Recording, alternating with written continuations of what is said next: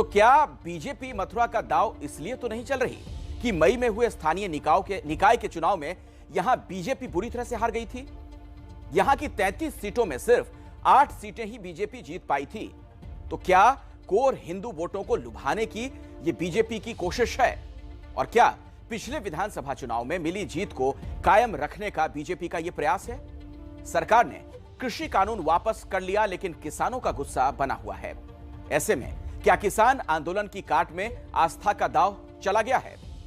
BJP के सामने UP का सबसे बड़ा चैलेंज है, तो कांग्रेस के सामने चुनाव से ज्यादा अस्तित्व बचाने की चुनौती आ खड़ी हुई है। कांग्रेस के सामने विपक्ष की राजनीति में चैलेंजर बनकर उभरी हैं ममता बनर्जी। उन्होंने आज तो कांग्रेस की अगुवाई वाली यूपीए के वजूद पर भी सवाल खड़ा कर दिया, और सवाल खड़ा कर दिया राहुल गांधी के नेतृत्व पर।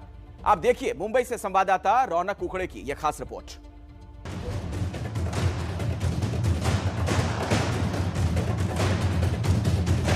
अभी यूपीए नहीं है, यूपीए क्या है? तैयार करेगा बैठ के। ममता बनर्जी ने एक झटके में कांग्रेस को अकेला कर दिया, यानी ममता की चली तो विपक्ष की धुरी कांग्रेस नहीं होगी। तो फिर क्या ममता किसी तीसरे मोर्चे की तैयारी कर रही हैं? और उसके लिए जरूरी है कि कांग्रेस कमजोर हो। And it is better all the regional parties if we can work together. Regional party build up the national party. Bengal में जीत के हैट्रिक लगाने के बाद ममता के सपने इतने बड़े हो गए हैं कि कोलकाता के दायरे में समाते नहीं। उनको नई दिल्ली दिख रही है। यहाँ प्रधानमंत्री नरेंद्र मोदी की अगुवाई वाली एनडीए के सामने अगर वो यूपीए का हिस्सा बनती हैं, तो खुदा ना खास्ता यूपीए पावर में आ भी गई तो बागडोर कांग्रेस के किसी नेता को मिलेगी। अब कांग्रेस के लिए ममता क्यों अपना खून पसीना बहाएं? इसीलिए वो शरद पवार से लेकर उद्धव ठाकरे तक के दरवाजे पर दस्तक दे रही हैं। एक स्ट्रॉन्ग ऑल्टरनेटिव फोर्स बनाना चाहिए। अकेला कोई नहीं कर सकता है। जो स्ट्रॉन्ग जिधर में है उसको लेके करना पड़ेगा। इसी के लिए मैं शरद जी को साथ पॉलिटिकल कार्टिसी और डिस्कशन करने के लिए आई हुई है। हमारे लिए इशू है। हमारे लिए एक स्ट्रॉन्ग लोगों का भरोसा रहेगा। हम वो किसके नेतृत्व में हुए कौन जाएंगे ये सेकेंडरी बात। ममता का दिल्ली चलो अभियान गोवा से लेकर असम और मेघालय तक कांग्रेस की टूट फूट में साफ दिखता है। इसीलिए उन्होंने नाम भले नहीं लिया, लेकिन राहुल गांधी की नेतृत्व और सियासी शख्सियत दोनों को कटघरे में खड़ा कर दिया। हमारा बंगाल में अच्छा है, हमको क्या है इधर उधर जाने के लिए।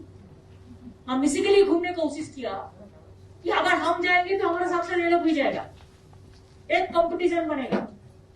दूसरी बात यह है, अगर कोई कुछ करते ही नहीं है, आधा टाइम तो विदेश में रहो, तो पॉलिटिक्स कैसे होगा?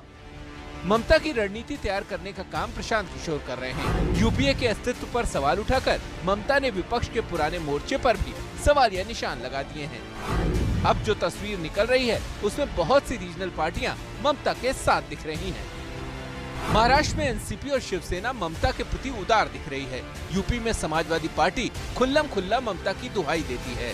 बिहार में राष्ट्रीय जनता दल ममता के साथ नजर आ रही है। तो क्या ये छोटे छोटे दल मिलकर ममता के बड़े सपने को दिल्ली तक पहुंचा सकते हैं?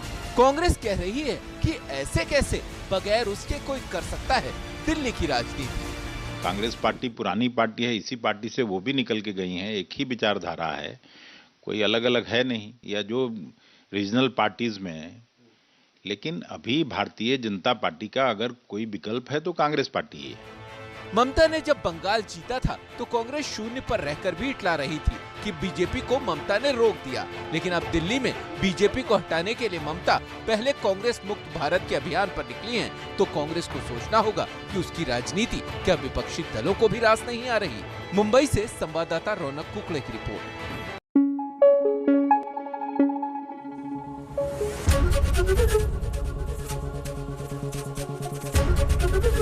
एबीपी न्यूज आपको रखे आगे।